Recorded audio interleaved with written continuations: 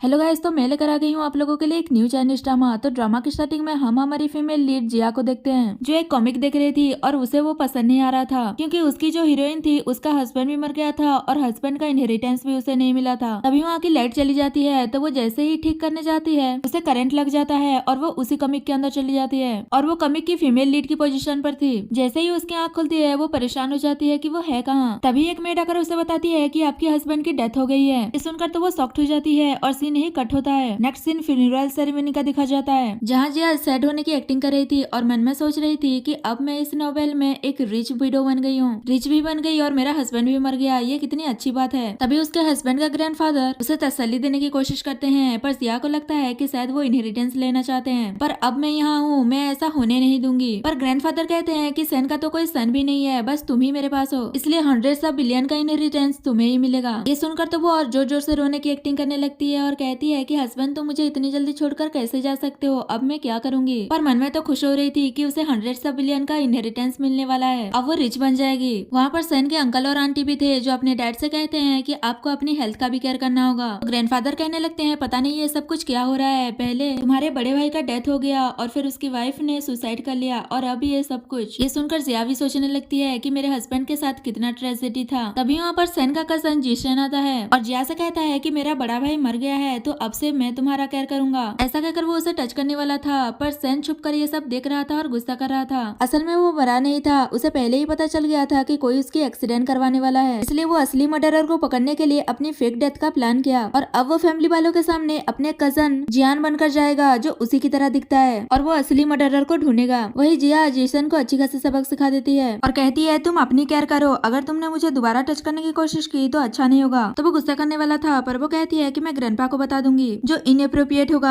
जीशन कहता है सन मर चुका है, अगर तुम अच्छे से बिहेव करोगी और हमारी बात सुनोगी तो ही मैं तुम्हें यहाँ रहने दूंगा, वरना नहीं। पर वो नहीं डरती और कहती है लगता है तुमने इनहेरिटेंस प्रॉपर्टी लॉ के बारे में स्टडी नहीं किया, मैं सन की लीगल वाइफ हूँ तो पहला लीगल हायर मैं ही होंगी। उसकी बातें सुनकर सन भी शॉक्ड हो जाता है क्योंकि उसकी भाई बहुत ही काइंड थी और उसे वो कुछ बदली हुई सी लगती है। अंकल भी उस पर गुस्सा करने लगते हैं कि तुम ये कैसी बातें कर रही हो, अभी मैं तुम्हें सन फैमिली का रूल समझाता हूँ, कहकर उसे थप्पड़ मारने वाले थे, पर जिया उन्हें रोक देती है तो वो और भी गुस्सा हो जाते हैं और फिर से हिट करने वाले थे। पर तभी सैन आकर जिया को बचा लेता है और फिर जैसे ही जिया उसे देखती है तो वो उसे भूत समझकर डरने लगती है और कह रही थी कि मुझे तुम्हारा इनहेरिटेंस नहीं चाहिए, प्लीज मेरे पास मत आओ। तो वो कहता है कि तुम मेरी कजन की वाइफ हो ना, मुझे जैसे ही पता चला कि उसकी डेथ हो गई है मैं अब्रॉड से वापस आया हूँ। तभी ग्रैंडपा भी बताने लगते हैं कि ये जिंगियान है सैन का कजन, दोनों बचपन से ही सेम ही दिखते थे, इसलिए तुम्हें पहचानने में गलती हो गया। जिया सोचने लगती है कि शायद हेवन मेरे साथ काइंड है, इसलिए तो मेरे हस्बैंड के मर जाने के बाद इतना हैंडसम सा कजन आया है। वो उससे कुछ बात करने ही वाली थी कि टाइम टेबल की साइड इफेक्ट्स की वजह से वो बेहोश हो जाती है और फिर जल्दी से उसे हॉस्पिटल ले जाया जाता है और फिर जैसे ही उसे हॉस्पिटल में ले जाया जाता है तो डॉक्टर कहता है कि कोई एक ही फैमिली मेंबर उसके साथ जा सकती है। तो अंकल कहते हैं कि मैं जाता हूँ, कहकर वो डॉक्टर के साथ चले जाते हैं। अंदर जाने के बाद डॉक्टर अंकल से कहते हैं कि वो लड़की नहीं बचना चाहिए, अगर वो बच गई तो तुम्हारी फैमिली सर्वाइव नहीं कर पाएगी। और सैन बाहर होकर भी उन लोगों की बातें सुन रहा था और सोचता है कि आप करना क्या चाहते हैं। उसके बाद डॉक्टर जिया को बांधकर उसके मेडिसिन में कोई पॉइजन मिला देता है और कहता है ये वो लोग कर रहे हैं जो लोग तुमसे हेट करते हैं और चाहते हैं कि तुम मर जाओ। इतना कहकर वो जल्दी से वहाँ से भाग जाता है। तो जिया सोच रही थी कि मैं ऐसे नहीं मर सकती, क्या मैं इतने थोड़े से टाइम के लिए यहाँ आई थी, और वो किसी भी तरह अपने आप को छुड़ाकर वहाँ से भागने की करती है। पर तब तक सैन भी उसे बचाने के लिए आ गया था, तो वो उसे देखकर हक कर लेती है। पर तभी कोई आ रहा था तो जिया वापस से वैसे ही लेट जाती है और सैन भी वहाँ से चला गया था। वहाँ पर जिनसन आता है और कहता है कि अब तुम मेरे कजन से मिल ही गई होगी, और वो सुसाइड नोट पर साइन करवा लेता है जिसमें लिखा था कि वो अपनी इनहेरिटेंस अपनी मर्जी से छोड़ रही है। और वहाँ पर एक मेडिसिन बोतल छोड़कर वहाँ से चला जाता है जिससे ऐसा लगे कि उसने सुसाइड कर लिया, और बाद में सबको ऐसा ही लगता है। मेड भी सैड हो रही थी कि मुझे नहीं पता था कि आप प्रेसिडेंट से इतना प्यार करती हैं जो आपने उनके लिए सुसाइड कर लिया। और फिर अंकल और जिसन बात कर रहे थे कि जिया की बॉडी को फ्यूनरल होम ले चले। ये सुनकर जिया सोच रही थी कि मैं मरी नहीं हूँ, जिंदा हूँ। तभी मेड उनसे कहती है कि ये सब कुछ करने से पहले हमें मैडम की फैमिली को इन्फॉर्म कर देना चाहिए। पर जिशन कहता है कि उनकी फैमिली ने पैसों के लिए सैन फैमिली में उनकी मैरिज करवा दी थी, तो क्या तुम्हें लगता है कि उन्हें इसकी कोई परवाह होगी। ये सुनकर जिया सोच रही थी कि इस बॉडी की रियल ओनर की लाइफ कितनी मिसरेबल है, ना सिर्फ उसके हस्बैंड की मौत हुई है बल्कि उसकी फैमिली वाले भी उसकी कोई केयर नहीं करते। जिनसन जिया को फ्यूनरल होम लेकर जाने वाला था, पर तभी वहाँ पर सैन का असिस्टेंट आता है और कहता है मैं मिस्टर सैन का पर्सनल असिस्टेंट था, मैं मैडम की बॉडी को फ्यूनरल होम तक ले जाऊंगा, अब दोनों को वरीड होने की जरूरत नहीं है। और वो जिया को लेकर वहाँ से चला जाता है तो जिशन भी उनके पीछे पीछे जाता है और फिर जिया गाड़ी में उठती है और रिलैक्स हो रही थी और कसन को देखकर स्माइल करने लगती है और कहती है कि मुझे मुझे पता है तुम मुझे यहाँ रेस्क्यू करने आए हो। और फिर एक्सीडेंटली वो उसके क्लोज हो जाती है तो वो कहता है कि अभी ही मेरी कजन की डेथ हुई है और तुम दूसरे मैन को हक कर रही हो। तो वो सोचने लगती है कि कहीं इसे सब कुछ पता न चल जाए और वो रोने की एक्टिंग करते हुए कहती है कि मैं अपने हस्बैंड को बहुत याद करती हूँ और उसे हक करते हुए कहती है कि तुम हमेशा से मुझे प्रोटेक्ट करोगे ना। पर वो जल्दी से उसे दूर कर देता है और कहता है तुम अपने कपड़े निकाल कर इस फेक बॉडी में डाल दो। तो वो उसे फ्लर्ट करते हुए कहती है कि मेरी जीप ओपन नहीं हो रहा है तो क्या तुम हेल्प कर दोगे। तो वो भी अपने आंखों में पट्टी बांध देता है और उसकी हेल्प करता है। पर तभी एक्सीडेंटली पट्टी खुल जाता है जिससे दोनों ही ऑकवर्ड हो जाते हैं और सीन ही कट होता है। नेक्स्ट सीन फ्यूनरल होम का दिखा जाता है जहाँ जिनशन सब कुछ चेक करने आया था और वो चेक करने के बाद अंकल यानी अपने डैड को फोन करता है और बताता है कि मैंने अपनी आंखों से देखा है जिया की बॉडी को फ्यूनरल के लिए लेकर गए हैं। अब सैन फैमिली का सब कुछ हमारा होगा। इसकी ये सारी बातें वो दोनों भी सुन रहे थे और जिया कहती है लगता है कि ये सब कुछ अंकल की फैमिली ने किया है। पर सैन कहता है मुझे नहीं लगता कि ये इतना सिंपल है। और फिर सैन कहता है कि पहले हमें घर चलना होगा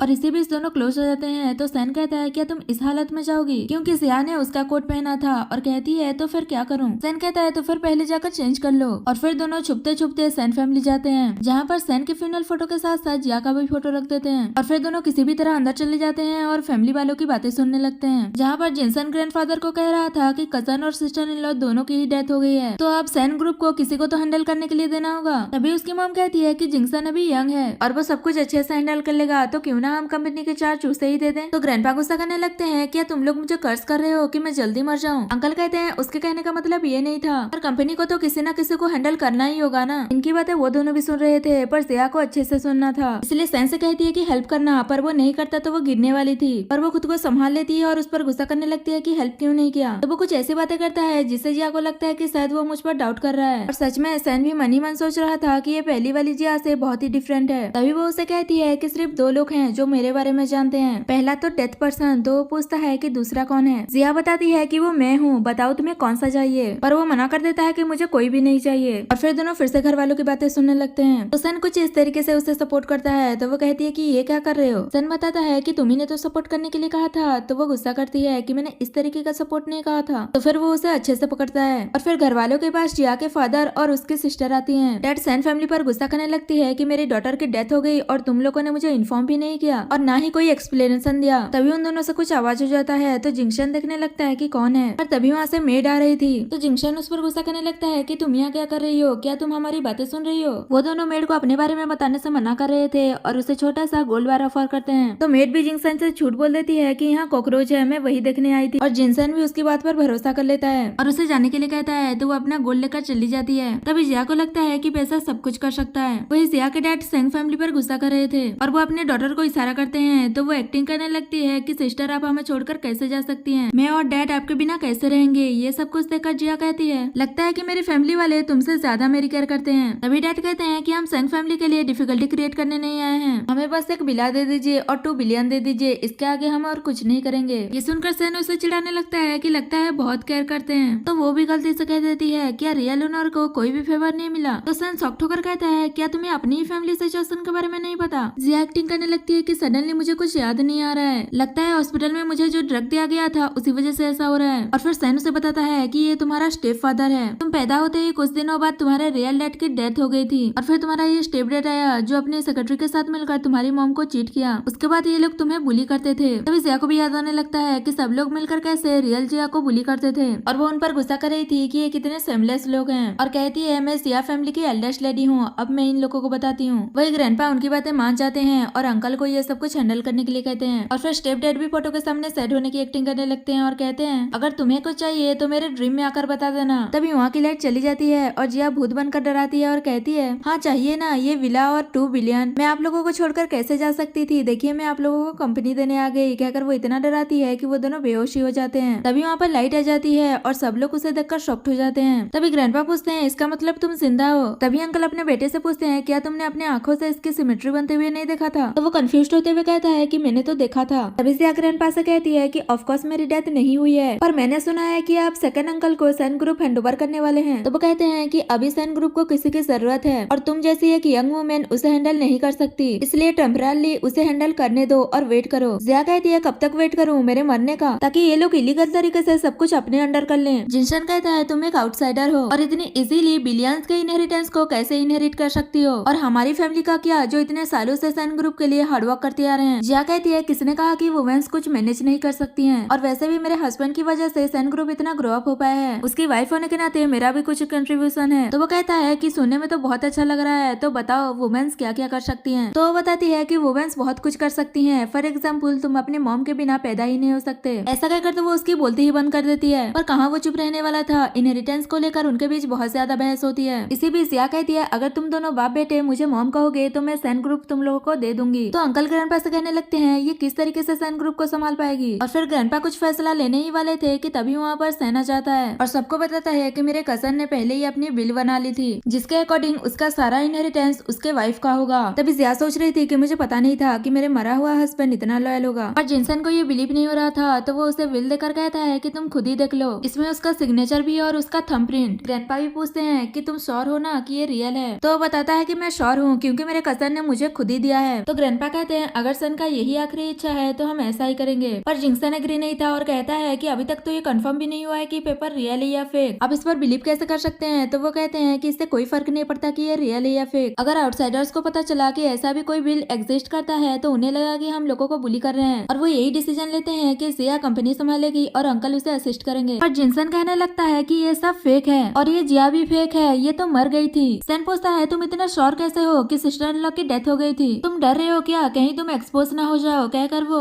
हॉस्पिटल वाला वीडियो सबको दिखा देता है जिसमें जिनसन जिया की सिग्नेचर ले रहा था। ये देखकर वो शॉक्ड हो जाता है कि तुम्हें इस बारे में कैसे पता। सन कहता है तुम सिस्टर इन लॉ को मारना चाहते थे और प्रॉपर्टी ट्रांसफर करना चाहते थे, तुम ऐसा कैसे कर सकते हो। ये सब जानने के बाद तो ग्रैंडपा भी गुस्सा हो जाते हैं और उसे थप्पड़ मार देते हैं। तो वो भी चिल्लाने लगता है कि जिया किस हक से सारी प्रॉपर्टी ले रही है, उसने बस सन से मैरिज किया था पर वो तो मर गया है, बस ये एक अनलकी वीडियो है। तो जिया कहती है कि क्या नॉनसेंस बातें कर रहे हो, मैं पैदाइश लकी थी, वही अनलकी था जो कुछ भी एंजॉय नहीं कर पाया और मर गया। अभी ग्रैंडपा कहने लगते हैं पता नहीं सन फैमिली ने कौन सा पाप किया था जो ये सब हो रहा है। और जिनसन से कहते हैं कि घर जाने के बाद इस बारे में अच्छे से सोचना कि तुमने कितनी बड़ी गलती की है। तभी सन कहता है कि इसने सिस्टर इन लॉ को मारने की कोशिश की है, ये इतनी छोटी सी बात नहीं है जो आप इसे बस इतना ही कह रहे हैं। और वो अपने बॉडीगार्ड्स को बुलाता है। तो ग्रैंडपा पूछते हैं ये तुम क्या करने वाले हो। तो वो बताता है कि मेरे कजन ने मुझे कहा था कि मैं सिस्टर इन लॉ का अच्छे से ख्याल रखूं, अगर उसे कोई भी बुली करता है तो मैं उसे अच्छा सबक सिखाऊं। और ग्रैंडपा कहते हैं चाहे कुछ भी हो जाए पर वो भी एक सैन फैमिली का ही मेंबर है, तुम ऐसा नहीं कर सकते। तो वो कहता है ठीक है मैं पुलिस को बुला लेता हूँ, आप चूज कीजिए क्या करना है। अभी ग्रैंडपा को लगता है न सिर्फ ये सैन की तरह दिख रहा है बल्कि बात भी उसी की तरह कर रहा है। तभी जिंगशन ग्रैंडपा से कहता है कि मैं आप ही का ग्रैंडसन हूँ, आप मेरे साथ ऐसा ट्रीट नहीं कर सकते। तो वो उसे डांट कर चुप करा देते हैं और फिर बॉडीगार्ड्स उसे पकड़ लेते हैं। तो वो कह रहा था कि इस बार गलती हो गई, दोबारा ऐसा नहीं करूंगा। तभी सैन कहता है तुम इनहेरिटेंस पाने के लिए सिस्टर इन लॉ के साथ ये सब कुछ कर सकते हो तो तुम कंपनी के लिए मेरे कजन को भी हार्म कर सकते हो। तो अंकल कहने लगते हैं कि सैन का डेथ कार एक्सीडेंट की वजह से हुआ था, इसे मेरे बेटे का कोई लेना देना नहीं है। तो जिंगशन भी कहने लगता है कि मैंने बस जिया के साथ ये सब कुछ किया था, मेरा एक्सीडेंट से कोई लेना देना नहीं है। इतने में असिस्ट न करो उसे धीरे से बताता है कि मैंने भी इन्वेस्टिगेट किया था,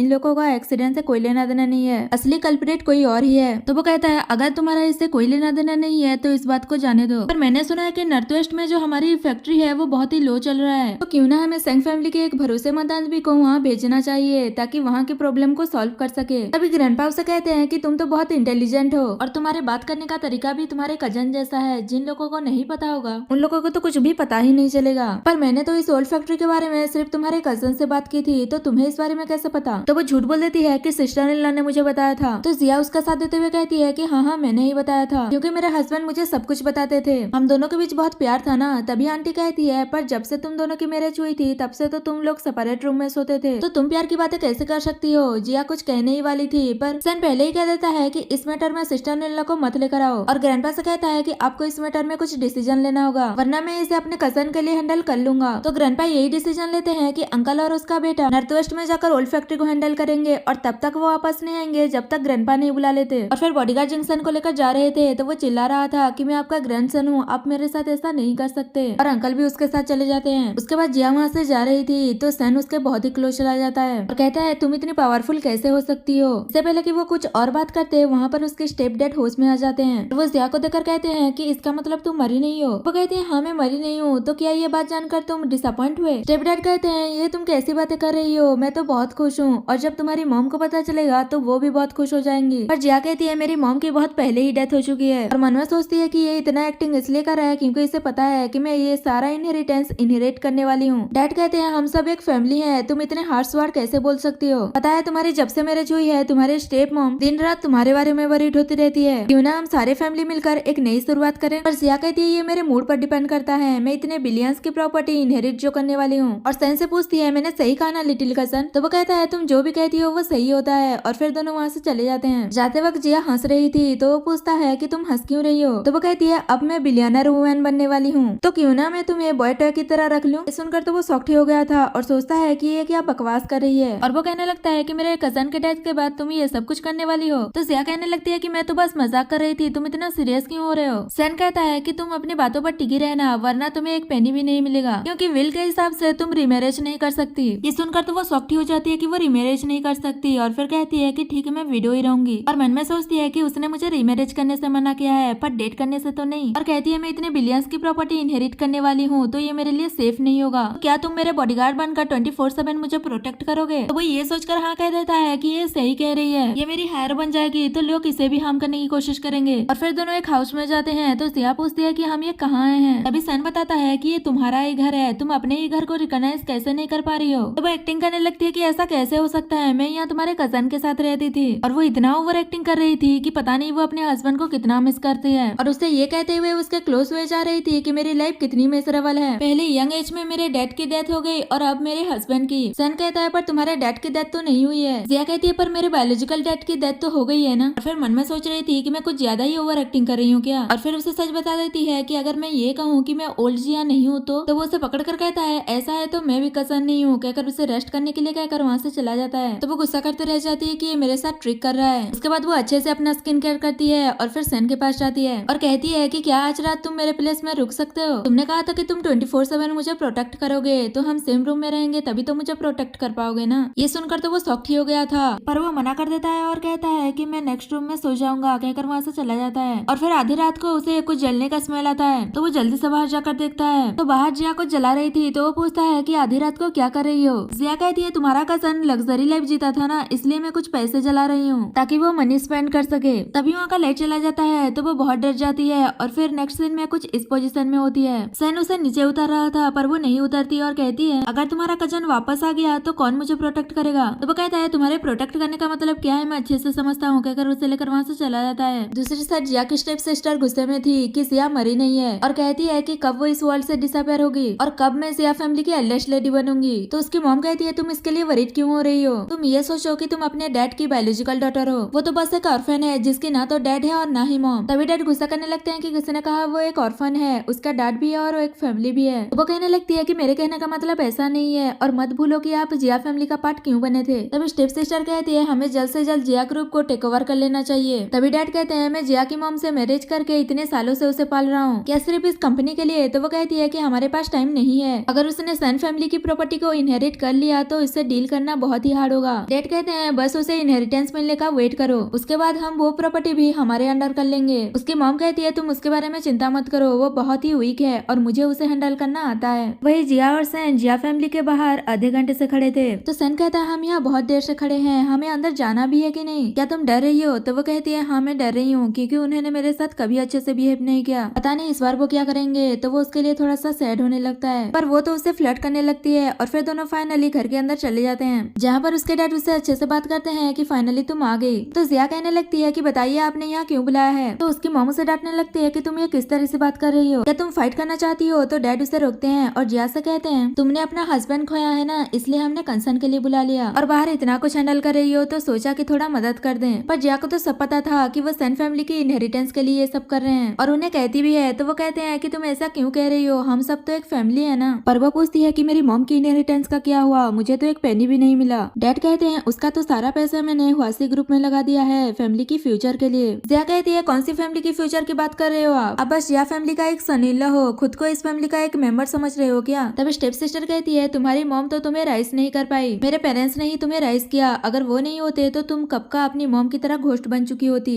सुनते ही वो गुस्से में उसे थप्पड़ मार देती है। वो कहती है तुम्हारी हिम्मत कैसे मुझे थप्पड़ मारने की? तो जिया उसे फिर से एक थप्पड़ मार देती है। ये देखकर सहन सोचने लगता है कि कब से जिया ऐसी बन गई है। जिया ये कहते हुए कि तुम्हारे पेरेंट्स ने मुझे राइस किया था तो उनके काइंडनेस का रिपे तो बनता है। ऐसा कहकर वो एक और थप्पड़ मारने वाली थी पर स्टेप मॉम रोक लेती है और गुस्सा करती है कि ये तुम क्या कर रही हो। डैड भी कहते हैं कि तुम अपने सिस्टर को कैसे हिट कर सकती हो, हम तो एक फैमिली है ना। तभी स्टेप सिस्टर कहती है तुम मुझसे जलीस हो इसलिए ये सब कुछ कर रही हो, क्योंकि जेसन मुझे लाइक करता है और तुम्हारी मैरिज एक ऐसे पर्सन से हो गया जिसे तुम लाइक ही नहीं करती। जिया कंफ्यूज हो रही थी कि जीचन कौन है। तभी उसे उस बारे में याद आता है कि जब जिया जीचन के साथ रिलेशनशिप में थी तो स्टेप सिस्टर उसे फंसा कर उसकी बेबी को लेकर प्रेग्नेंट हो गई थी। और जब जिया को इस बारे में पता चला था तो उसने जीचन से पूछा था क्या ये सच है, तो उसने भी एक्सेप्ट कर लिया था और उसे ब्रेकअप करके स्टेप सिस्टर के साथ चला गया था। ये सब याद आने के बाद जिया कहती है कि तुम्हें क्या लगता है वो तुम्हें लाइक करता है तो तुम जीत गई। ऐसा नहीं है, तुमने बस ड्रेस को पिक किया है जो मैंने फेंक दिया था। ये सुनकर वो गुस्सा हो जाती है और कहती है कि तुम ही उसके लिए इतना डेस्परेट थी जो उसके लिए तुमने सुसाइड करने की भी कोशिश की थी।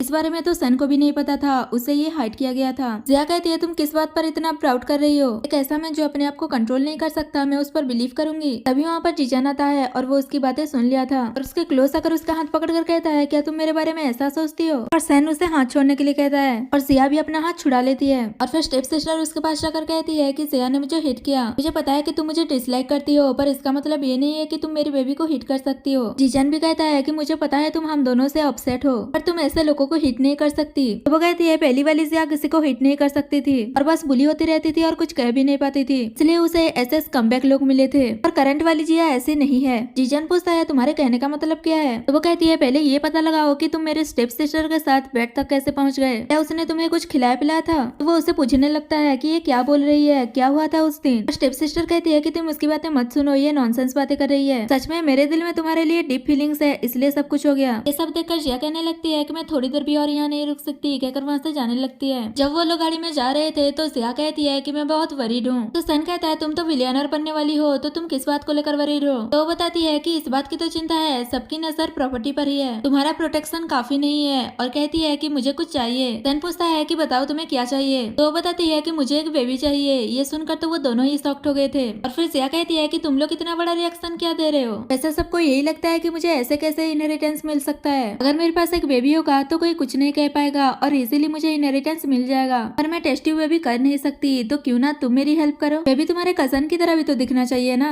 सन ये सुनकर कहता है तो ऐसी बात है, ठीक है मैं सोचूंगा। ये सुनकर तो असिस्टेंट शॉक हो गया था क्योंकि उसे नहीं लगा था कि सन हाँ कहने वाला है। और फिर जिया जल्दी से होटल चलने के लिए कहती है पर सन कहता है कि मैंने सोचूंगा कहा, अभी तक हाँ नहीं कहा है जो तुम इतनी एक्साइटेड हो रही हो। वो उस पर गुस्सा करने लगती है कि तुम मेरे साथ प्ले कर रहे हो। तभी सन उसे बेबी के लिए शॉपिंग करने के लिए चलने के लिए कहता है और सीन कट होता है। नेक्स्ट दिन में वो दोनों बेबी की शॉपिंग करके आ गए थे। तभी जिया कहती है अभी तो कोई बेबी भी नहीं है तो हम उसके लिए पहले से ही शॉपिंग करके क्यों आ गए। वो उसे प्लान बताता है कि अभी तुम जाकर सबको बताओगी कि तुम कजन की बेबी को लेकर प्रेग्नेंट हो और फिर बर्थ के टाइम पर तुम एक बेबी को अडॉप्ट करके ये बोल देना कि ये वही बेबी है, तो तुम्हारा काम आसानी से हो जाएगा। पर जिया को ये प्लान कुछ ज्यादा खास पसंद नहीं आता। अभी उसे लिफ्ट में कुछ लड़कियां भी आ जाती हैं और थोड़ी देर बाद लिफ्ट खराब हो जाता है तो उनमें से एक लड़की सन के क्लोज आ जाती है। ये देखकर जिया गुस्से में वहाँ से चली जाती है तो वो भी उसे मनाने के लिए उसके पीछे जाता है और उसे कहता है कि तुम अभी एक प्रेग्नेंट वुमेन हो तो इतना फास्ट फास्ट मत चलो। पर वो उसकी बात कहाँ सुनने वाली थी, तो वही उसके पास जाकर पूछता है क्या तुम जलीस हो। तो जिया उस पर गुस्सा करने लगती है कि तुम्हें पता नहीं है आजकल की लड़कियां कितनी तेज हो गई हैं, हर कोई मेरी तरह नहीं होता, और तुम भी तो उसकी तरफ देखकर स्माइल कर रहे थे। तो वो उसके क्लोज जाकर कहता है तुमने सही कहा, तुम बहुत ही सेल्फ कंट्रोलिंग हो। फिर भी वो उस पर गुस्सा करते हुए वहाँ से चली जाती है और फिर रात में अपना स्किन केयर कर रही थी और अपने आप से कह रही थी कि लास्ट टाइम तो मैंने एक अच्छा अपॉर्चुनिटी गवा दिया और इस बार मैं ऐसा नहीं होने दूंगी, कहकर वो सन के पास जाती है और उसे फ्लर्ट करने की कोशिश करती है। पर वो तो ये सब कुछ देकर वहाँ से जाने वाला था। तो वो कहती है तुम यहाँ सन के डेथ के बारे में इन्वेस्टिगेट करने आए हो ना। तो वो कहता है कुछ लोग कजन का नाम यूज करके बहुत कुछ कर रहे हैं, बस वही पता लगाना है। तो जिया कहती है मैं कोई नॉनसेंस बातें नहीं कर रही हूँ, मैं सच बता रही हूँ, मैं एक दूसरे वर्ल्ड से आई हूँ, मैं यहाँ की नहीं हूँ। पर वो उस पर कहाँ बिलीव करने वाला था और कहता है कि मैं तुम्हारे लिए एक अच्छा सा साइकोलॉजिकल डॉक्टर के बारे में बता दूंगा, तुम वहाँ जाकर अपना चेकअप करवा लेना। ये सुनकर तो वो बहुत ही गुस्सा हो जाती है और गुस्से में वहाँ से जाने वाली थी पर वो गिर जाती है और सन भी उसकी हेल्प नहीं कर रहा था। तो वो कहती है कि तुम मेरी हेल्प क्यों नहीं कर रहे हो। वो कहता है मैं किसी अदर वुमेन के साथ जल्दी मैसअप नहीं होता। जिया कहती है मैं कोई अदर वुमेन हूँ क्या, जल्दी से हेल्प करो, उठाओ मुझे। तो वो हेल्प करने के लिए जाता है पर वो भी एक्सीडेंटली गिर जाता है और दोनों के बीच किस हो जाता है, इससे दोनों ही ऑकवर्ड हो जाते हैं। तभी सन को किसी का मैसेज आता है। वो मैसेज पढ़ने के बाद जिया से कहता है कि तुम अपना ख्याल रखना, मुझे अर्जेंटली कहीं जाना होगा, कहकर वहाँ से जल्दी में चला जाता है। और फिर जिया को भी किसी का फोन आता है और वो कहता है क्या तुम्हें सन के इनहेरिटेंस के बारे में जानना है तो तुम साउथ सिटी के वेयर हाउस में आ जाओ। पर जिया कहती है मैं तुम्हें अच्छी खासी सैलरी ऑफर कर दूंगा, तुम यहाँ आ जाओ, कहकर वो फोन कट कर देती है। पर तभी उसे कोई बेहोश कर देता है और उसे किडनैप कर लेता है। जैसे ही उसे होश आता है तो वो सोच रही थी कि ये सब किसने किया और क्यों। अभी वहाँ पर स्टेप सिस्टर आती है और उसी ने ये सब कुछ किया था। वो आते ही उसे थप्पड़ मार देती है और कहती है अगर तुमने जीजन को इस बात का एविडेंस नहीं दिया होता कि मैंने उसे ड्रग दिया था तो वो मुझसे कभी एंगेजमेंट नहीं तोड़ता, पर अब मेरे पास कुछ नहीं है और ये सब तुम्हारी वजह से हुआ है, तो तुम इतनी केयरफ्री कैसे रह सकती थी। जिया कहती कहती है मेरे पास कोई एविडेंस नहीं है और मुझे तो पता भी नहीं था, मैंने बस ऐसे ही अंदाजा लगा लिया था कि तुमने ड्रग दिया होगा। पर वो उस पर बिलीव नहीं करती और कहती है तुम्हें इसका पेबैक तो करना ही होगा और वो गुंडों से उसे हार्म करने के लिए कहती है। वही दूसरी साइड सैन को दिखाया जाता है जिसे बहुत ही अजीब फील हो रहा था, तो वो जल्दी से जिया को फोन करता है पर उसका फोन नहीं लगता और फिर जल्दी से वो असिस्टेंट को जिया का फोन ट्रैक करने के लिए कहता है कि वो कहाँ है। असिस्टेंट ट्रैक करके बता देता है कि वो साउथ सिटी के एक वेयर हाउस में है। तो सैन को समझ आ जाता है कि जिया कोई मुसीबत में है, इसलिए वो जल्दी से उसके पास जाना चाहता था पर वो ट्रैफिक में फंसा था। तभी वहाँ से एक बाइक वाला जा रहा था तो वो रोक कर उसका बाइक ले लेता है और बदले में उसने अपना कार दे दिया था।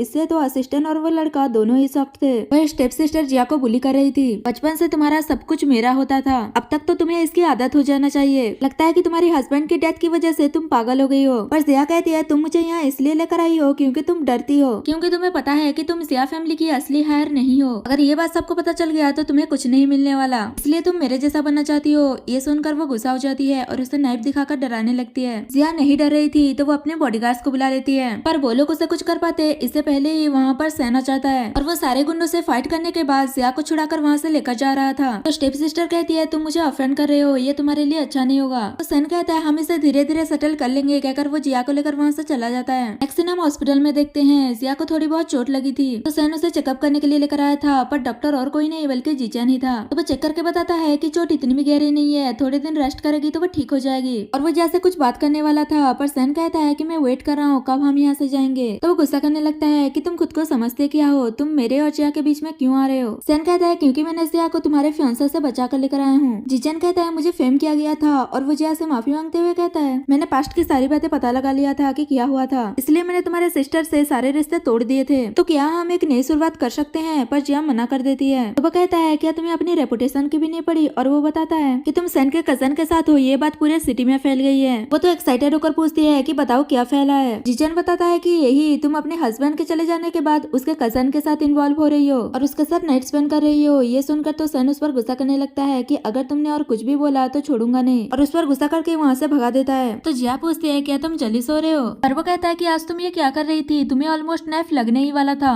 जिया कहती है पिछले 20 सालों से जिया बहुत ही कमजोर थी, पर अब मैं इसीलिए हार नहीं मानना चाहती, और पूछती है बताओ मेरा आज का परफॉर्मेंस इम्प्रेसिव था ना। तो सैन कहता है तुम ये हालत में भी ऐसी बातें कर रही हो। तभी उसे किसी का फोन आता है और वो बात करने के बाद जिया से कहता है कि ओल्ड मैन ने हमें मिलने के लिए घर बुलाया है। जिया कहती है मुझे नहीं जाना, मना कर दो ना कि मेरी तबीयत बहुत ही खराब है। पर सैन कहता है कि इस बार हमें जाना पड़ेगा। उसके बाद दोनों ग्रैंडपा से मिलने जाते हैं तो वो उन्हें देखते ही उन पर गुस्सा करने लगते हैं। तो जिया कहती है ये आप क्या कर रहे हैं, थोड़ा ध्यान से, मैं अभी भी पेशेंट हूँ। ग्रैंडपा उस पर गुस्सा करने लगते हैं कि तुम्हारी इतनी हिम्मत जो यहाँ वापस आकर अपना फेस दिखा रही हो। जिया कहती है आप ही ने तो बुलाया था, क्या आपने नहीं बुलाया था तो ठीक है मैं जाती हूँ। और वो पूछते हैं क्या तुम्हारा कजन के साथ अफेयर चल रहा है। तो वो कहती है कि आप इस एज में भी ऐसी गॉसिप कर रहे हैं। अभी वहाँ पर जिनसन आता है तो वो दोनों उसे देखकर शॉक्ड हो जाते हैं और पूछते हैं कि तुम वापस कैसे आ गए। वो कहता है अगर मैं वापस नहीं आता तो तुम्हारे गंदे इरादों को कैसे एक्सपोज करता, और पूछता है कि तुम दोनों सैन के हाउस में रह रहे हो। जिया कहती है हाँ तो क्या हो गया। ये सुनकर ग्रैंडपा गुस्सा करने लगते हैं कि अभी अभी सैन का डेथ हुआ है और तुम उसके कजन के साथ इन्वॉल्व हो रही हो और पार्टी कर रही हो। ये सुनकर तो वो कहने लगती है पता नहीं कैसे कैसे रूमर्स हैं। ग्रैंडपा कहने लगते हैं मैंने डिसाइड किया है कि तुम्हें सैन का इनहेरिटेंस नहीं मिलेगा। जिया कहने लगती है आप बिना कोई रीजन के ऐसा कैसे कर सकते हैं। जिनसन कहता है तुम्हें कोई रीजन चाहिए ना, कहकर वो एक लड़की को बुलाता है जिसका नाम राव राव है और बताता है कि ये सैन की बेबी को लेकर प्रेग्नेंट है, तो ये तुमसे ज्यादा क्वालिफाई है सैन की लेगेसी को इनहेरिट करने के लिए। तभी राव राव जिया से माफी मांगते हुए कहती है कि मुझे माफ करना, मैंने ये जानबूझकर नहीं किया। ये देखकर तो सैन भी शॉक्ड हो गया था कि क्या मेरा एक बच्चा भी है। पर जिया एक्सेप्ट नहीं करती और कहती है जब सैन जिंदा था तो उसकी और मेरी रिलेशनशिप बहुत स्ट्रॉन्ग था, तो मुझे नहीं लगता कि वो मुझ पर चीट करेगा, और उसने अपने विल में भी लिखा था कि उसकी सारी लेगेसी मुझे मिलेगी। अगर आप इसे एक्सेप्ट नहीं करते हैं तो मैं लीगली एक्शन लूंगी। इस पर ग्रैंडपा कहते हैं तुम्हें क्या लगता है कि तुम सैन फैमिली को हरा पाओगी। सैन का खुद का कोई हायर नहीं था, पर अब जब उसका खुद का बच्चा आने वाला है तो वही सैन फैमिली का हायर होगा। वो कहती है किसे पता कि ये सैन का बेबी है भी या नहीं। ग्रैंडपा कहते हैं जब बेबी बॉर्न होगा तो तुम्हें पता चल ही जाएगा, तब तक तुम गिव अप कर लो।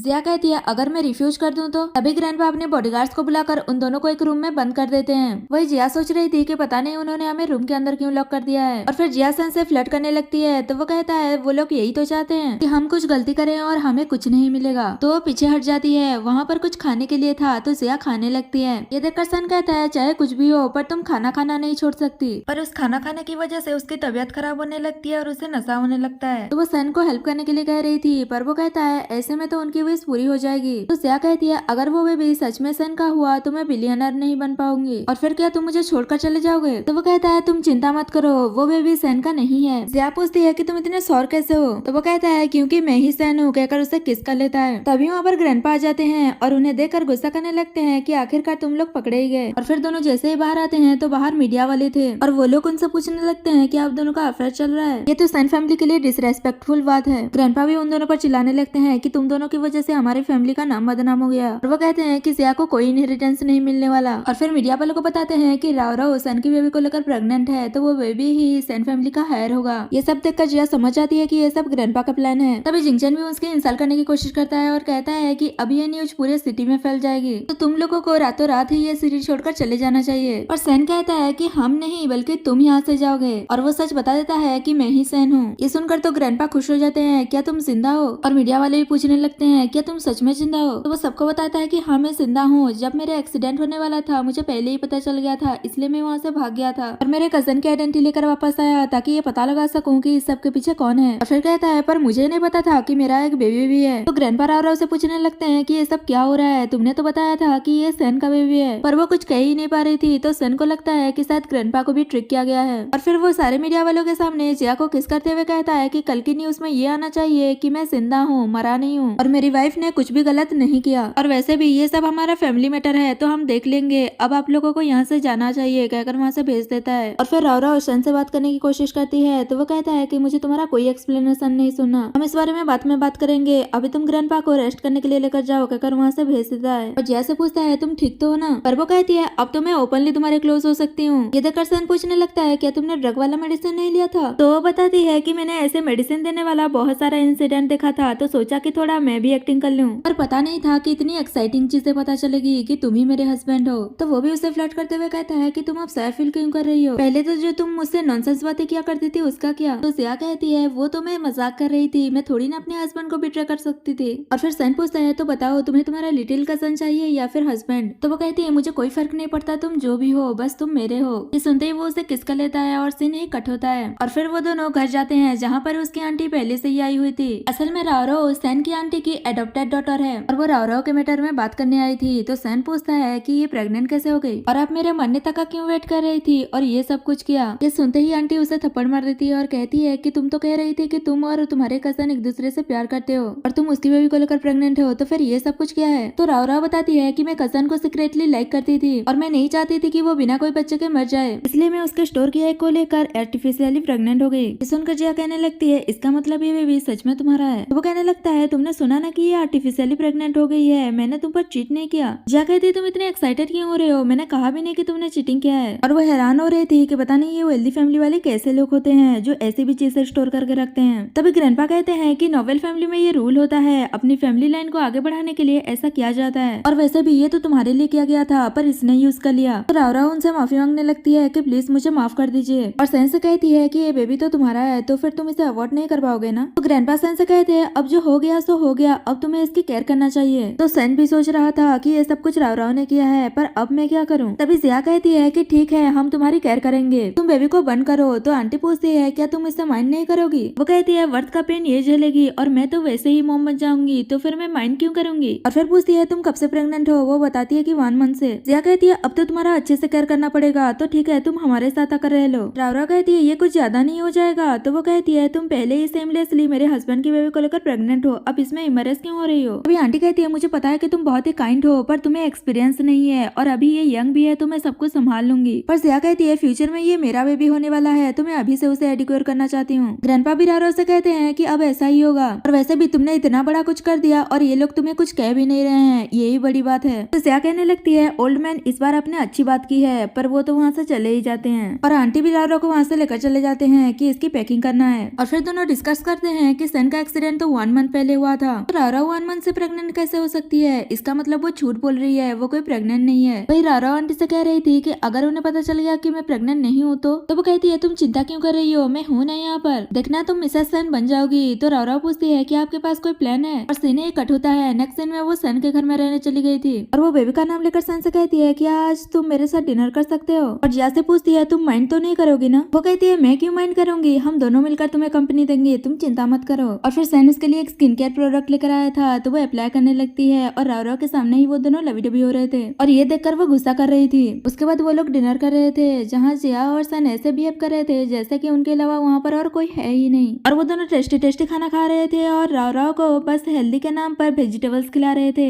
इस सबसे वो बहुत ही जल्दी हो रही थी और उन दोनों के बीच मिसअंडरस्टैंडिंग पैदा करने के लिए सैन से कहती है, तुम्हें याद है बचपन में तुमने मुझे एक फ्लावर रिंग दिया था और प्रॉमिस किया था कि तुम मुझसे मैरिज करोगे। तभी सैन कहता है, तुमने सही याद दिलाया, और वो एक डायमंड रिंग निकाल कर जिया को पहनाते हुए कहता है कि मैं ये तुम्हारे लिए लेकर आया था पर देना भूल गया था। ये देखकर वो कहने लगती है, मैं तो तुम्हारा वेट कर रही थी, तुमने मुझसे मैरिज करने का प्रॉमिस किया था, अब तो मैं तुम्हारी बेबी को भी लेकर प्रेग्नेंट हूँ, तो क्या तुम मुझसे मैरिज नहीं करना चाहते। तभी जिया कहती है, बेबी बॉर्न करना बहुत ही पेनफुल होता है पर तुम बच्चे को लेकर किसी को फोर्स नहीं कर सकती। अब देखो मैं बिना कुछ किए ही मिसेस सैन बन गई। इससे तो वो बहुत ही गुस्सा हो जाती है और फिर एक्टिंग करने लगती है कि मेरा स्टोमक पेन हो रहा है और उसे ब्लीडिंग भी होने लगती है। और सीन ही कट होता है। नेक्स्ट सीन में वो हॉस्पिटल में होती है और उसका मिसकैरेज हो गया था, तो वो इसका ब्लेम जिया को कर रही थी कि तुम ही ने फूड में कुछ मिला कर दिया होगा जिस वजह से मेरा मिसकैरेज हो गया। और आंटी भी कहने लगती है कि पहले तो सब कुछ ठीक था पर जैसे ही तुम्हारे प्लेस में गई ये सब कुछ हो गया, तो तुम्हें तो इसका रिस्पॉन्सिबिलिटी लेना ही होगा। तो सैन भी कहता है कि तुम लोग बिना एविडेंस के ये सब कुछ कैसे बोल सकते हो। तभी असिस्टेंट आकर बताता है कि सारा फूड चेक हो गया है, उसमें कुछ भी गड़बड़ नहीं है। फिर भी राव जिया को ब्लेम कर रही थी और कहती है कि ये सब कुछ तुम ही ने किया है, तो तुम यहाँ से ऐसे नहीं जा सकती। पर सैन तो उसे लेकर जा रहा था, तो राव उसे रोकती है और कहती है कि इसे तो उसका पेबैक करना ही होगा। इतने में वहाँ पर ग्रैंडपा आ जाते हैं, तो राव कुछ ज्यादा ही ओवर एक्टिंग करने लगती है और कहती है कि मुझे जिया को जेल भेजना है। तो वो कहने लगती है, तुम्हारे पास कोई एविडेंस है जो तुम ऐसा बोल रही हो। तभी ग्रैंडपा जिया से कहते हैं कि ये सब कुछ तुम्हारे प्लेस में हुआ है, तो तुम्हें एक्सप्लेनेशन तो देना ही होगा। तो सैन कहती है, ये मेरे घर में रहती है, तो क्या आप मुझे ब्लेम कर रहे हैं। तभी आंटी सैन से कहने लगती है कि ये बेबी तुम्हारा था, अब तुम्हें इसकी रिस्पॉन्सिबिलिटी तो लेना ही होगा। तो वो कहता है, क्या आप मुझे गिल्ट में डालकर राव की रिस्पॉन्सिबिलिटी मुझे देना चाहते हैं। ऐसे सब की आर्गुमेंट देखकर जिया कहती है, अब आप लोग बस भी कीजिए, आप लोग यही चाहते हो ना कि मैं सब कुछ छोड़कर चली जाऊँ, तो ठीक है मैं सैन को डिवोर्स दे दूंगी। ये सुनकर तो वो शॉक्ड हो गया था कि तुम ये क्या कह रही हो। जिया कहती है, जब तुम मरने की एक्टिंग कर रहे थे तो मैं तुम्हारे इनहेरिटेंस को इनहेरिट करना चाहती थी, अब जब तुम वापस आ गए हो तो तुम ही उसे संभालो, मुझे कुछ नहीं चाहिए, तो मैं तुम्हारे घर में क्यों रहूं। सैन कहता है, क्या तुम सच में ऐसा चाहती हो। तो जिया कहती है, हाँ मैं डिवोर्स लेना चाहती हूँ, कहकर वहाँ से चली जाती है। तो वो दोनों खुश हो जाती हैं। नेक्स्ट सीन में सैन बहुत ही गुस्से में था, तभी असिस्टेंट उसे डिवोर्स पेपर पर साइन करने के लिए कहता है। वही जिया जिनचैन से किसी टेस्ट रिपोर्ट के बारे में बात कर रहे थे। जिनचैन कहता है, जैसे ही उस टेस्ट का रिपोर्ट आता है मैं तुम्हें बता दूंगा। ये सुनकर जिया जाने लगती है, पर जिनचैन पूछता है, क्या तुमने अभी तक मुझे माफ नहीं किया। तो जिया कहती है, मैं मैरिड हूँ और सैन मेरा हस्बैंड है। वो कहता है, पर मैंने सुना है कि तुम उससे डिवोर्स ले रही हो। जिया कहती है, भले ही मैं उससे डिवोर्स ले लूँ फिर भी हम दोनों के बीच कुछ नहीं हो सकता। जिनचैन पूछता है, अब तो तुम सैन के हाउस में नहीं रहने वाली, तो आगे का क्या प्लान है तुम्हारा, कहाँ जाओगी। तो वो बताती है कि वो जिया फैमिली में जाएगी और वो वहाँ जाकर अपने स्टेप डैड से अपनी मॉम की इनहेरिटेंस के बारे में बात करती है। इसी को लेकर दोनों में बहस हो जाती है। तो स्टेप सिस्टर कहती है, तुम मेरे डैड से ऐसे कैसे बात कर सकती हो, वो भी तो तुम्हारे नॉमिनल डैड हैं। जिया कहती है, तुम खुद ही कह रही हो कि वो एक नॉमिनल है, इसने जिया फैमिली पर चीट किया और बातों में उसे इलिजिमेट चाइल्ड कह देती है।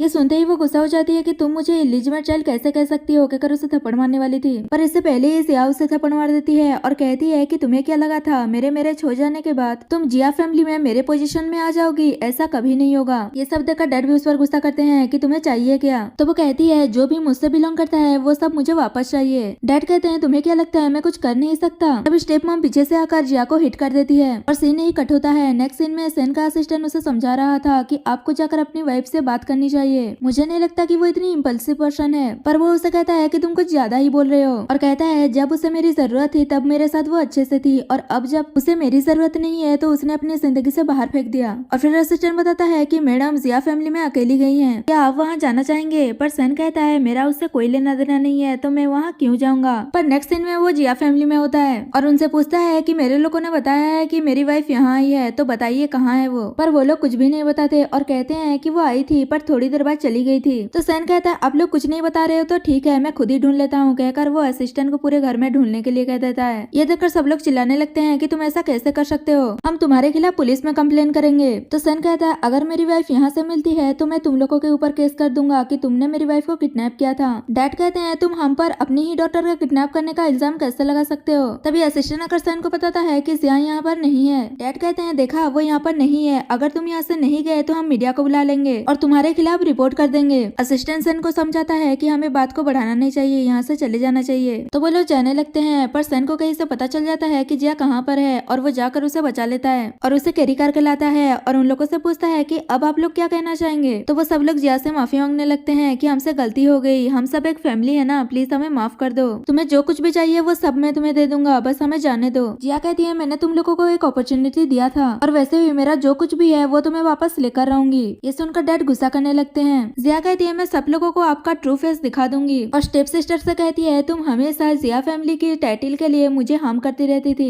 ये सुनकर वो कहती है कितनी इजीली तुम ये कह रही हो, तुम्हें पता भी है कि मेरे पीठ पीछे लोग क्या कहते हैं कि मैं एक मिस्ट्रेस की डॉटर हूँ। और वो अपनी मॉम पर भी गुस्सा करने लगती है कि शायद आपने मुझे वर्ड दिया ही नहीं होता। और जिया से कहती है हर चीज तुम्हें क्यों मिल जाता है कहते हुए रो रही थी। और फिर सन और जिया वहाँ से चले जाते हैं। वो जैसे ही बाहर आते हैं जिंगचैन जिया से मिलने आया था तो जिया सन से वहाँ से जाने के लिए कहती है। ये सुनकर वो शॉक्ड हो जाता है कि तुम मुझे जाने के लिए कैसे कह सकती हो। जिया बताती है कि मुझे जीचैन से कुछ बात करना है इसलिए तुम यहाँ से जाओ। पहले तो वो नहीं जा रहा था पर बाद में वो वहाँ से चला ही जाता है। और फिर जीचैन जिया को राव का मेडिकल रिपोर्ट देता है जिससे ये साफ पता चल रहा था कि वो कभी प्रेग्नेंट थी ही नहीं। तो मिसकैरेज कैसे हो सकता है ये जानकर जिया उसे एक्सपोज करने के बारे में सोच रही थी। तो जीचैन कहता है मैं भी तुम्हारे इसमें हेल्प करूंगी पर जिया मना कर देती है। और फिर दोनों वहाँ से चले जाते हैं। तो सैन उन दोनों को साथ में देखकर जल्दी से हो रहा था। तभी असिस्टेंट गिफ्ट लेकर आता है जो सैन ने जिया के लिए प्रिपेयर किया था। तभी सैन कहता है इससे कुछ नहीं होगा, लगता है कि इस बार बहुत बड़ा सरप्राइज प्लान करना होगा। तो असिस्टेंट समझ जाता है कि उसे क्या करना है। उसके बाद सैन फैमिली में दिखा जाता है जहाँ सब लोग खाना खा रहे थे और राव सैन को सर्व कर रही थी पर वो तो फोन में लगा हुआ था। तभी आंटी कहती है तुम्हें जल्द से जल्द जिया से डिवोर्स लेकर राव से मैरिज कर लेना चाहिए। पर इस पर भी वो कुछ नहीं बोलता। तो आंटी कहती है क्या तुम राव की रिस्पॉन्सिबिलिटी नहीं लोगे। तभी वहाँ पर जिया आ जाती है और कहती है कि जब उसने कुछ गलत किया ही नहीं तो वो रिस्पॉन्सिबिलिटी क्यों लेगा। आंटी उसे देखकर गुस्सा करने लगती है कि तुम्हारा तो डिवोर्स होने वाला है तो तुम यहाँ क्यों आई हो। जिया कहती है अभी तक मैंने सैन से डिवोर्स लिया नहीं है तो मैं यहाँ क्यों नहीं आ सकती। और सैन से पूछती है मैंने सही कहा ना। तो वो कहता है वो तुम ही हो जो डिवोर्स लेना चाहती हो। उन दोनों को ऐसा बात करते हुए देख राव भी गुस्सा करने लगती है कि तुम यहाँ क्यों आई हो। ग्रैंडपा भी उसे कहने लगते हैं कि तुम ही डिवोर्स लेना चाहती थी अब यहाँ क्यों आई हो। तो वो कहती है कि मैं आपको कुछ दिखाना चाहती हूँ और वो सच बता देती है कि राव कभी प्रेग्नेंट थी ही नहीं तो मिसकैरेज कैसे हो सकता है। तभी आंटी कहती है तुम मेरे डॉटर के बारे में ऐसा कैसे बोल सकती हो, क्या कोई प्रूफ है तुम्हारे पास। तो वो उसे राव का मेडिकल रिपोर्ट दिखा देती है। फिर भी आंटी कहती है कि ये सब फेक है, तुम राव से जलीस हो इसलिए ये सब कुछ कर रही हो। सैन ने भी राव के बारे में इन्वेस्टिगेट किया था और वो उसका रिपोर्ट ग्रैंडफादर को दिखा देता है और बताता है कि राव का बचपन से ही थोड़ा सा हेल्थ इशू है जिस वजह से वो ट्रेडिशनल चाइनीज डॉक्टर के पास अपना ट्रीटमेंट के लिए जाती है और इस मंथ भी वो रेगुलरली चेकअप के लिए जाती थी जिसका रिपोर्ट भी है। ये सब कुछ जानने के बाद भी आंटी एडमिट नहीं कर रही थी और कहती है कि ये सब कुछ तुम ही ने किया है और ग्रैंडपा को समझाने की कोशिश करती है कि ये लोग झूठ बोल रहे हैं, राव का सच में मिसकैरेज हुआ है। तभी जिया कहती है ठीक है आप लोग एडमिट नहीं करना चाहते तो कोई बात नहीं, हम राव को ले जाकर हॉस्पिटल में चेकअप करवा लेते हैं कि वो कभी प्रेग्नेंट थी भी या नहीं। ये सुनकर तो राव घबरा जाती है और आंटी से कहने लगती है कि मॉम मुझे हॉस्पिटल चेकअप के लिए नहीं जाना। पर उल्टा आंटी उसे थप्पड़ मार देती है और सारा ब्लेम उसी पर डाल देती है कि तुमने मुझे झूठ बोला कि तुम प्रेग्नेंट हो इसलिए मैं तुम्हारी हेल्प कर रही थी। राव सच कहने की कोशिश करती है पर आंटी फिर से उसे थप्पड़ मार देती है और सैन और जिया से माफी मांगने के लिए कहती है। वो ऐसा ही करती है और उन दोनों से माफी मांगते हुए कहती है कि ये सब मेरी ही गलती थी, मैंने ही सब कुछ किया है। और आंटी भी उन दोनों से माफी मांगने लगती है कि कुछ मिसअंडरस्टैंडिंग हो गई थी, अगर मुझे पहले ही राव के बारे में पता होता तो मैं उसे ऐसा कभी करने नहीं देती। पर जिया को तो पता है कि वो एक्टिंग कर रही है और सारा ब्लेम राव पर डाल दिया है। तभी सैन कहता भी है कि राव बचपन से ही आपकी बात सुनती है तो ये सब भी उसने आप ही के लिए किया होगा। तो आंटी पूछती है कि तुम्हारे कहने का मतलब क्या है। तो सैन साफ साफ कह देता है कि इस सब के पीछे आप ही कहाँ थे। फिर भी आंटी कहती है कि तुम जो बोल रहे हो मुझे उस बारे में कुछ नहीं पता और वो अभी भी कुछ भी एडमिट नहीं कर रही थी। तो सैन राव से कहता है अभी भी मैं तुम्हें एक चांस दे रहा हूँ कि जो कुछ भी तुम्हारी मॉम ने किया है वो सब बता दो। पर वो कुछ नहीं बताती तो वो सबको प्रूफ दिखाकर बताता है कि आंटी ने उसका कार एक्सीडेंट करवाया था। ये जानकर तो जिया भी शॉक्ड हो जाती है क्योंकि उसे इस बारे में नहीं पता था। फिर भी आंटी प्रिटेंड कर रही थी कि जैसे कि उन्होंने कुछ नहीं किया और कहती है कि मैं तुम्हारी आंटी हूँ, ऐसा कैसे कर सकती हूँ। अभी असिस्टेंट आंटी का वो रिकॉर्डिंग सुना देता है जिसमें वो इनहेरिटेंस पाने के लिए सैन को मारने की प्लानिंग कर रही थी। ये सब जानने के बाद तो ग्रैंडपा भी उस पर गुस्सा करने लगते हैं कि तुम्हारी हिम्मत कैसे हुई ये सब करने की। तो आंटी उन्हें माफी मांगने लगती है पर वो कुछ नहीं सुनते और उसे थप्पड़ मार देते हैं और उन्हें बहुत डांटने के बाद बॉडीगार्ड्स को बुलाकर उन दोनों को वहाँ से ले जाने के लिए कहते हैं और सैन से कहते हैं उन लोगों को मुझ पर छोड़ दो, मैं उन्हें हैंडल कर लूंगा कहकर वहाँ से चले जाते हैं। तो वो असिस्टेंट को उनके साथ भेज देता है और फिर जिया कहती है कि ठीक है मैं अब चलती हूँ। और सैन रोकता है और कहता है तुम डिवोर्स लेना चाहती थी, अब यहाँ से जाना चाहती हो, क्या तुम ऐसा सच में चाहती हो। पहले तो वो उसे डांटने लगती है कि तुमने मुझसे झूठ बोला कि तुम्हारी डेथ हो गई है और मुझे ट्रिक किया। तो सैन कहता है अगर मैं ऐसा नहीं करता तो मुझे पता कैसे चलता कि मेरी वाइफ दूसरे मैन से फ्लर्ट करती है। जिया कहती है मैंने तुमसे कितनी बार कहा है कि मैं असली वाली जिया नहीं हूँ। और वो कहता है कि मुझे इससे कोई फर्क नहीं पड़ता कि तुम कौन हो। तभी जिया को एहसास होता है कि अब तो सैन जिंदा है तो उसके हाथों से तो सारा इनहेरिटेंस चला गया। तो सैन कहता है इसका मतलब तुम ये सब कुछ इनहेरिटेंस की वजह से कर रही थी। तभी जिया कहती है कि मुझे मैन और मनी दोनों चाहिए, क्या मुझे नहीं मिल सकता। तो सैन उसे बैठने के लिए जगह देता है। तो वो जैसे ही बैठती है तो सैन उसे कुछ इस तरीके से रिंग दिखाकर शादी के लिए प्रपोज करता है। पहले तो जिया थोड़ा सा भाव खाती है और फिर लास्ट में मान ही जाती है। वो खुश होकर उसे रिंग पहना देता है। अभी जिया कहती है अभी तो मैं इस छोटे से रिंग से मान गई, पर हमारे वेडिंग के दिन मुझे इससे भी बड़ा रिंग चाहिए। तो सन मान जाता है। उसके बाद दोनों वेडिंग करते हैं, जहाँ दोनों ही सोच रहे थे कि अब उन्हें वेडिंग करने से कोई नहीं रोक सकता। जैसे ही सन उसे किस करने वाला था तभी वहाँ पर एक लड़का आ जाता है और कहता है कि मैं इस वेडिंग से डिसएग्री हूँ, और जिया से कहने लगता है कि तुम मुझे छोड़कर इससे मैरिज कैसे कर सकती हो, तुम ऐसा नहीं कर सकती। पर जिया को तो पता ही नहीं था कि वो कौन है, और फिर थोड़ी आर्गुमेंट के बाद पता चलता है कि वो उसे कोई और पर्सन समझ रहा है। तो सन बताता है कि ये वो लड़की नहीं है, कोई और है। तो वो जिया को अच्छे से देखने के बाद उनसे माफी मांगते हुए कहता है कि मैंने अपना चश्मा नहीं पहना है, इसलिए मिस्टेक हो गया कहकर वहाँ से चला जाता है। और फिर जैसे ही वो दोनों कंटिन्यू करने वाले थे तभी जीचन उन्हें रोकता है। तो सन गुस्सा करने लगता है कि अब कौन आ गया हमारी वेडिंग में ट्रबल क्रिएट करने के लिए। जिया उसे देखकर कहती है कि मैंने तुम्हें कितनी बार कहा है कि मेरे दिल में तुम्हारे लिए कोई फीलिंग्स नहीं है। तो वो भी कहता है कि मेरी तरफ से भी ऐसा कुछ नहीं है, मैं तो बस बुके दे रहा था। ये सुनकर वो दोनों थोड़ा रिलैक्स करते हैं और फिर फाइनली वो दोनों अपना वेडिंग कंप्लीट करते हैं। और सीन ये कट होता है। नेक्स्ट सीन में 5 इयर्स के बाद का सीन दिखाया जाता है, जहाँ जिया प्रेग्नेंट थी और वो सन के आने का वेट कर रही थी। तभी वो देखती है कि वो किसी और लड़की को गिफ्ट दे रहा है और उसके साथ फ्लर्ट कर रहा है। ये देखकर गुस्से में उसके पास जाती है और उस पर गुस्सा कर रही थी, पर वो पूछता है कि तुम कौन हो। ये सुनकर तो वो और भी गुस्सा हो जाती है और उसे अच्छा खासा सबक सिखाते हुए कहती है कि तुम मुझे नहीं पहचान रहे हो, हमेशा तुम मुझे यही गिफ्ट देते हो और अब पहचान नहीं रहे हो। तो वो कहता है कि मैं सन नहीं हूँ, मैं उसका कजन हूँ। पर वो उस पर बिलीव नहीं कर रही थी, पर तभी वहाँ पर सन भी आ जाता है और उसे देखकर जिया को यकीन होता है कि वो उसका कजन है। और इसी के साथ हमारा ये ड्रामा खत्म हो जाता है।